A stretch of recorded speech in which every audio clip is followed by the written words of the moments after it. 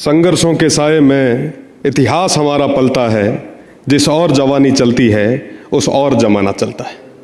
आज मध्य प्रदेश विधानसभा में आयोजित युवा विधायक सम्मेलन में मंच पर विराज रहे, जिनकी बदौलत ये ऐतिहासिक आयोजन हो पा रहा है, माननीय अध्यक्ष महोदय, राजस्थान से पधारे हमारे अभिभावक, राजस्थान विधानसभा के अध्यक्ष आदरणीय देवनानी साहब, माननीय सभापति महोदय, सचिव साहब और मेरे सामने विराज रहे तीनों प्रदेशों के भविष्य निर्माता, आप सभी को मेरा प्रणाम इसलिए क्योंकि मैं आप सभी से आयु में छोटा हूँ।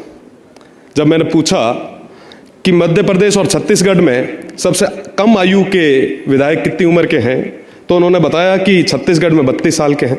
तो मुझे लगा कि 25 साल की उम्र में प्रदेश की और विशेषकर शिव की देवतुल्य जनता ने मुझे प्रदेश का सबसे बड़ा जो पंचायत है, सबसे बड़ी जो पंचायत है, वो देखने का मुझे मौका मिला, सीढ़ियाँ चढ़ने का मौका मिला। मैं उसके लिए शिव की देवतुल्य जनता का भी आभार व्यक्त करता हूँ। मैं इंटरनेशनल बॉर्डर से आता हूँ, आप सभी की रक्षा हम लोग करते हैं। ऑपरेशन सिंदूर के समय जहां से ड्रोन आए, वहां पे खुली छाती पाकिस्तान से दो हाथ करने के लिए जहां के लोग थे, मैं उस क्षेत्र से आता हूं। हो सकता है कि वहां पे तमाम मूलभूत सुविधाएं तो नहीं होगी, पर वो लोग बड़े मजबूत लोग हैं। आप विचार करें कि मुझ जैसा साधारण परिवार का एक युवा, जिसकी कोई राजनीतिक विरासत नहीं है, मेरे परिवार का कोई बड़ा नाम नहीं है, मेरे पिताजी शिक्षक हैं। जोधपुर विश्वविद्यालय में 2019 में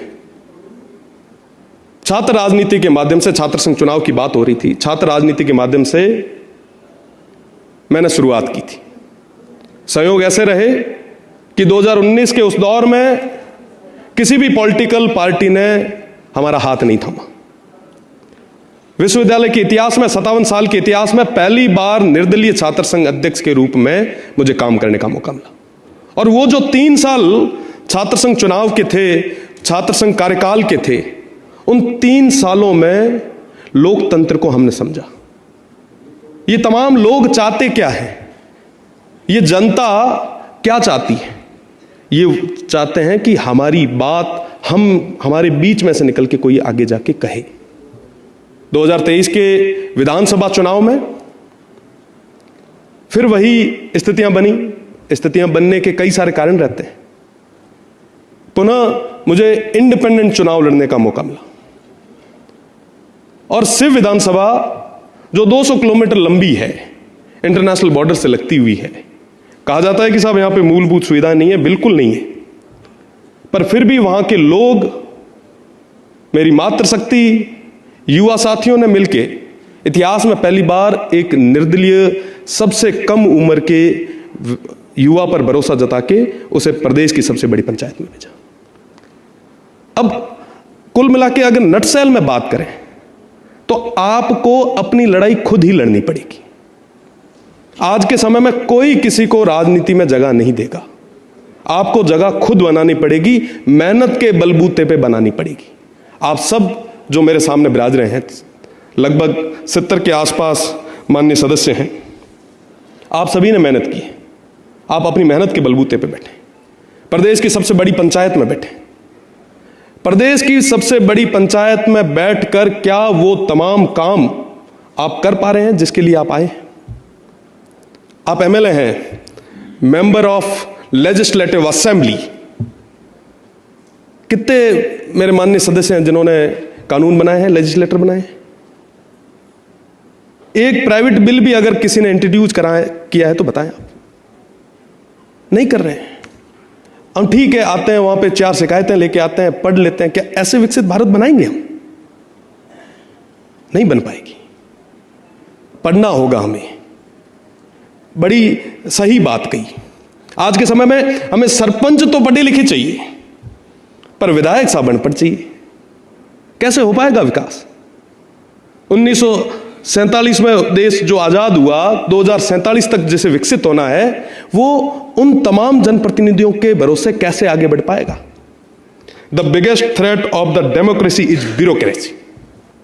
मैं पूरे तरीके से सहमत हूं। ये लाइन जिसने भी लिखी है पूरे तरीके से सही लिखी है।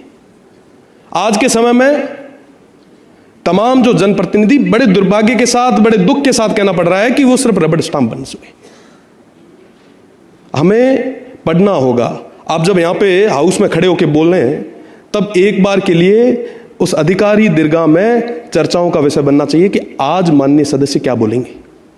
वो तब ही हो पाएगा जब हमें नॉलेज होगी उसकी। हम विकसित भारत की बात कर रहे थे, निश्चित रूप से बनना चाहिए। विकसित भारत किसके लिए? हमारे लिए, हमारी आने वाली पीढ़ियों के लिए। और उसमें सबसे बड़ी भागीदारी किसकी होगी? आपकी, हमारी। कैसे होगी?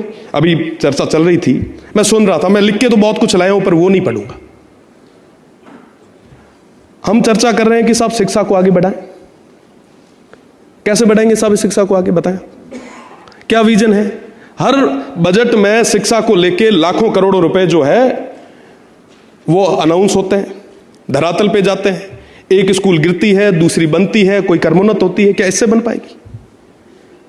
पिछले बजट के पिछले जो सत्र में राजस्थान की विधानसभा में मैंने माननीय स्पीकर साहब के सामने, अध्यक्ष महोदय के सामने एक बात रखी कि क्यों ना आप ऐसा बिल लाएं कि तमाम जो भी यहां पे बैठे जनप्रतिनिधि हैं, इनके जो बेटे हैं, आने वाली पीढ़ी है, वो सरकारी स्कूल में पढ़े। आप लाइए ना नियम, कौन रोक रहा है?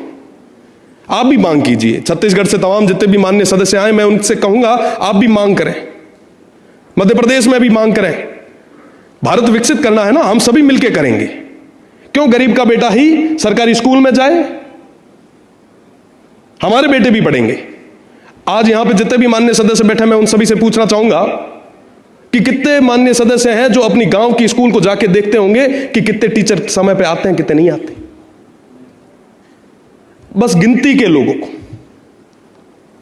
हमें उन तमाम युवाओं को तैयार करने की जरूरत है। मैंने छात्र संघ चुनाव की बात की, छात्र राजनीति की बात की। नए युवाओं को आगे लाना है। आज के समय में जब युवाओं के सामने बात करते हैं कि साहब राजनीति में आओ, तो कहते हैं नहीं नहीं नहीं साहब, राजनीति हमारे काम की चीज नहीं है। तो साहब, हम जब आने वाली पीढ़ी को तैयार नहीं करेंगे तो हमारे इस देश को मजबूत नेतृत्व, मजबूत प्रतिनिधित्व कैसे मिल पाएगा? जरूरी है कि हम तमाम उन युवाओं को राजनीति में लाएं। मैं कई बार जब युवाओं से बात करता हूं, पूछता हूं कि साहब राजनीति में क्यों नहीं आ रहे हो, तो कहते हैं नहीं नहीं साहब, राजनीति जो है वो बड़ी गंदी चीज है। साहब, ये वो नदी है जो पूरे समाज की प्यास बुझाती है। जरूरी है कि आज के समय में युवा इस नदी में उतर के इस नदी की सफाई करे और मजबूती के साथ में देश को आगे बढ़ाने में अपनी भूमिका जो है वो सशक्त करे। साथ ही साथ युवाओं की चर्चा चल रही थी, विकसित भारत की चर्चा चल रही थी। मैं कई सारी चीजें लिख के ले आया था। मैं वो भी कहना चाहूंगा कि हमें संकल्प लेना होगा कि विकसित भारत बने कैसे। हमें विधानसभा क्षेत्रों में शिक्षा, स्वास्थ्य और बुनियादी ढांचों को सर्वोच्च प्राथमिकता देंगे, तब जाके विकसित भारत होगा। हम युवाओं को स्टार्टअप और कौशल विकास के लिए प्रोत्साहित करेंगे। हम कितने युवाओं को प्रोत्साहित करते हैं कि स्टार्टअप करो? हम कहते हैं कि साहब 8,000 की 10,000 की जॉब कर लो भाई। कोई अगर स्टार्टअप लेके आता है तो कहते हैं कि साहब नहीं नहीं नहीं, ये कोई चलता है क्या? हमने कभी मोटिवेट किया उनको? ये प्रैक्टिकल चीजें हैं, इनकी तरफ हमें ध्यान देने की जरूरत है। अभी अरावली की चर्चा चल रही थी। मैं आपको बताना चाहूंगा, राजस्थान में खेजड़ी का मूवमेंट जो हमने शुरू किया, आज जन आंदोलन बन चुका है। पूरा राजस्थान एकजुट है।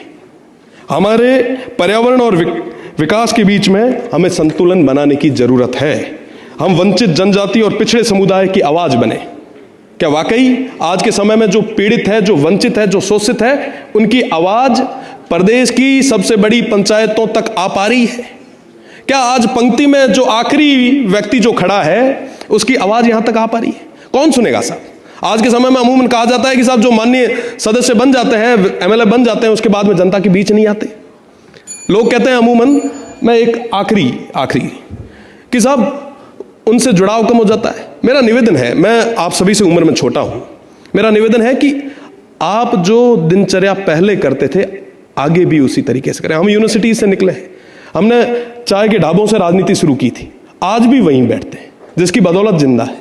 मेरा निवेदन कि अपनी जड़ों को हम सब मजबूत रखें, आम जनता की बात करें, उनकी पीड़ा को समझें। देश को आगे बढ़ाने में हम सभी की एक जिम्मेदारी और एक हिस्सेदारी होनी चाहिए। उसके लिए निश्चित रूप से हम सभी को काम करने की जरूरत है। मैं पुनः माननीय स्पीकर साहब को बहुत बहुत धन्यवाद देना चाहूँगा, जिन्होंने हमें समय दिया, बुलाया, इतना लाड कोड दिनों और राजस्थान रोहा तो आप सबा इनवाइट भी करा कि आप हमारे राजस्थान आओ, हमारे इंटरनेशनल बॉर्डर माथे आओ, बाड़मेर और जैसलमेर दोहरा में था ना बता।